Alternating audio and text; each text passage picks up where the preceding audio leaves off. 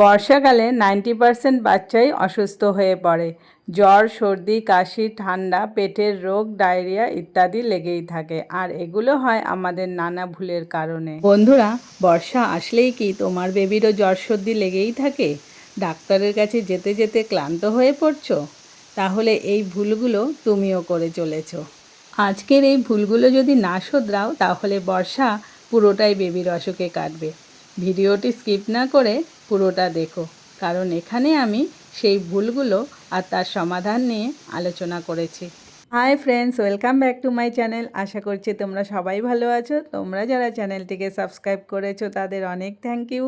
আর যারা এখনও চ্যানেলটিকে সাবস্ক্রাইব করোনি কিংবা আমার চ্যানেলে নতুন এসেছো তারা চ্যানেলটিকে সাবস্ক্রাইব করে দিয়ে পাশে থাকা বেল আইকনটিকে প্রেস করে দিও নোটিফিকেশন পাওয়ার জন্য। তাহলে চলো ভিডিওটি শুরু করি।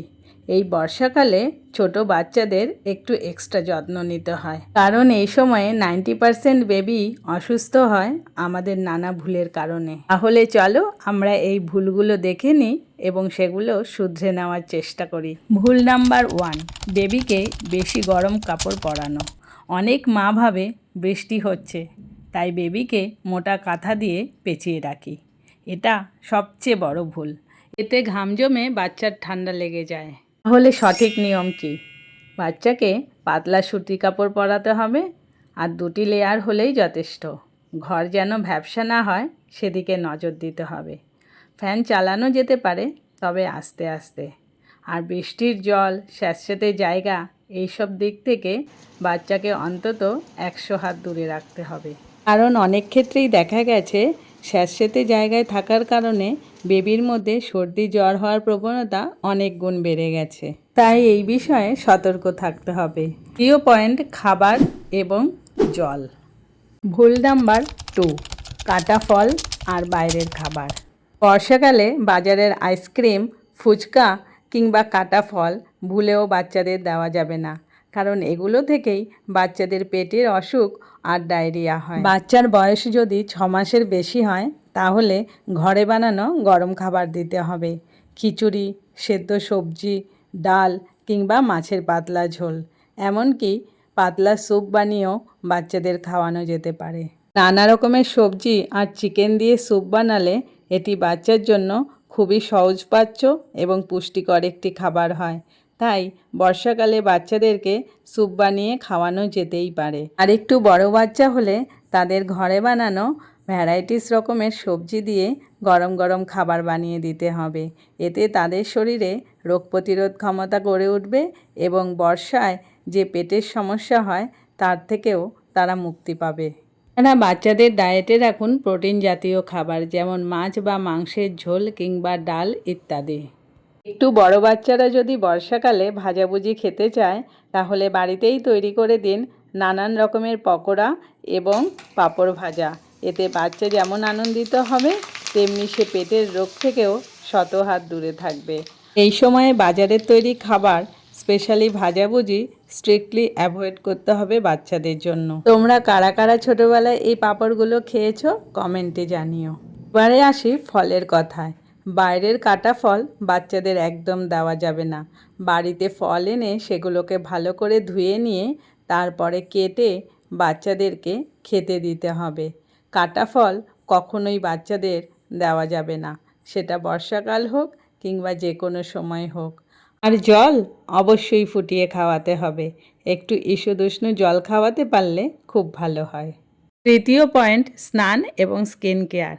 ভুল নাম্বার 3, বর্ষায় বাচ্চাকে স্নান করানোর পদ্ধতি। সপ্তাহে 3 দিন হালকা গরম জল দিয়ে স্নান করালেই যথেষ্ট। প্রতিদিন স্নান করানোর দরকার নেই, এতে বাচ্চার সর্দি লেগে যাওয়ার সম্ভাবনা বেশি থাকে। স্নানের পর সর্ষের তেল হালকা গরম করে পায়ের তালু ও বুকে ম্যাসাজ করে দিতে হবে। এতে বেবির বুকে কফ জমতে দেয় না। আর ডাইপার এরিয়া সবসময় শুকনো রাখতে হবে, ভিজে থাকলে র্যাশ হবে। বর্ষাকালে যেহেতু বাচ্চারা বেশি সুসু করে সেই জন্য মাকে বিশেষ সতর্ক থাকতে হবে, কারণ বেশিক্ষণ ভিজে অবস্থায় থাকলে বাচ্চার ঠান্ডা লেগে জ্বর এসে যাবে। পয়েন্ট নাম্বার 4, জ্বর সর্দির ঘরোয়া টোটকা। জ্বর যদি 100-র নিচে থাকে তাহলে ঘরোয়া চিকিৎসা করা যেতে পারে। টোটকা নাম্বার 1, কুসুম গরম জল দিয়ে সারা গা মুছে দাও। টোটকা নাম্বার 2, তুলসী পাতা, আদার রস, মধু 3 ফোঁটা করে দিনে 2 বার 1 বছরের উপরের বাচ্চাদের জন্য। টোটকা নাম্বার 3, বুকে পিঠে ভিক্স কিংবা সর্ষের তেল দিয়ে সেঁক দাও। আমার বাচ্চারও সর্দি কমছিল না, তখন ডাক্তারের পরামর্শ মতো আমি যখন তুলসী পাতা আর মধুর রস খাইয়েছি তখন উপকার পেয়েছি। তুমিও তোমার ডাক্তারের সাথে পরামর্শ করে এই পদ্ধতি ইউজ করতে পারো। কিন্তু বাচ্চার যদি জ্বর 100-র উপরে থাকে কিংবা সে খাবার বন্ধ করে দেয় আর শরীরে যদি জলের শূন্যতা দেখা যায়, তাহলে 1 মিনিটও দেরি না করে তাকে ডাক্তারের কাছে নিয়ে যেতে হবে। বর্ষাকাল মানে জুলাই থেকে সেপ্টেম্বর মাসে যে রোগগুলো সবথেকে বেশি দেখা যায় বাচ্চাদের মধ্যে, সেগুলো হলো নিউমোনিয়া, চিকেনগুনিয়া, ডেঙ্গু, ম্যালেরিয়া, সর্দি কাশির মতো ভাইরাল জ্বর, ডায়রিয়া, আমাশা, খাবারে বিষক্রিয়া কিংবা ছত্রাকজনিত রোগ। পয়েন্ট 5, কখন ডাক্তার? এই 4টে লক্ষণ দেখলে আর ঘরে বসে থাকা যাবে না। 1 নাম্বার, বাচ্চা যদি 24 ঘন্টা সুসু না করে। 2 নাম্বার, টানা বমি করছে এবং সঙ্গে পাতলা পটিও করছে। 3 নাম্বার, বাচ্চার যদি নিঃশ্বাস নিতে কষ্ট হয়। 4 নাম্বার, জ্বর যদি 3 দিনের বেশি থাকে। এখন মাস্ট ডু টিপস। 1 নাম্বার, বৃষ্টিতে ভিজলে সাথে সাথে জামা চেঞ্জ করে পা মুছিয়ে তেল মাখিয়ে দিতে হবে। 2 নাম্বার, বর্ষায় ব্যাকটেরিয়া বেশি, তাই পেট খারাপ হওয়ার চান্স 80% বেশি, সেই জন্য বাড়ির তৈরি গরম খাবার খাওয়াতে হবে, রাস্তার খাবার বন্ধ। 3 নাম্বার, দিনে 2 বার ঘর মুছতে হবে, জানালায় নেট লাগাতে হবে কিংবা রাতে মশারি টাঙাতে হবে। নারকেল তেলের সাথে কর্পূর মিশিয়ে বাচ্চাদের মাখালে মশা কাটবে না। 4 নাম্বার, ভিজে জামাতে গন্ধ হয়, তাই শেষ ধোয়ার জলে 1 চামচ ডেটল দিয়ে জামা ধুয়ে নিতে হবে। যদি রোদ না থাকে তাহলে ফ্যানের নিচে শুকিয়ে জামা ইস্ত্রি করে বাচ্চাকে পরাতে হবে, কারণ ভেজা জামা থেকে ফাঙ্গাস বা চুলকানি হয়। নাম্বার 5, ইমিউনিটি বাড়ানোর জন্য রোজ সকালে 1 চামচ মধুর সাথে 2 ফোঁটা আদার রস 2 বছরের উপরের বাচ্চাদেরকে খাওয়াতে হবে। খাবারে নুন, জিরে, রসুন দিলে ভাইরাসের সঙ্গে লড়ার শক্তি বাড়বে। নাম্বার 6, ঘর ড্রাই রাখার জন্য জানালা খুলে দিতে হবে। বাচ্চার ভেজা খেলনা পরিষ্কার করে মুছে রেখে দিতে হবে। ঘর স্যাঁতসেঁতে থাকলে ঘরে গন্ধ হবে এবং বাচ্চার অ্যালার্জি হবে। নাম্বার 7, বাচ্চার যে কোনো শারীরিক সমস্যা দেখা দিলে সঙ্গে সঙ্গে ডাক্তারের কাছে নিয়ে যেতে হবে।